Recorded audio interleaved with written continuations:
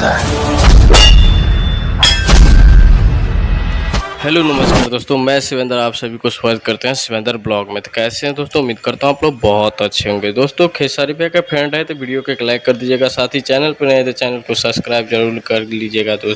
दोस्तों बता दूं कि एक आज फिल्म का पोस्टर आउट हुआ है कि आप लोग कुछ ही देर पहले, आधा पौन घंटा पहले, तो आप लोगों को वीडियो दे नहीं पाए, तो भाई लोग उसके लिए सॉरी। तो भाई लोग बता दूं कि प्यार का बंधन काफ़ी गजब का है टाइटल, और काफ़ी एकदम मस्त मूवी है, आप लोगों को बीच देखने के लिए मिलेगा, काफ़ी मस्त है। और भाई लोग उसमें देखेंगे खेसारी भैया और यामिनी सिंह ने फीमेल पार्टनर है, और भाई लोग एकदम काफ़ी गजब का है, और आप लोगों को ट्रेलर देखने के लिए मिलेगा 1 से 2 दिन के अंदर में। तो भाई लोग ऐसे ही आप लोग देखते रहिएगा शिवेंद्र ब्लॉग, और भाई लोग शिवेंद्र ब्लॉग को सब्सक्राइब नहीं किए थे सब्सक्राइब जरूर कर लीजिएगा। और भाई लोग मिलते हैं अगले वीडियो में, ऐसे ही आप लोग प्यार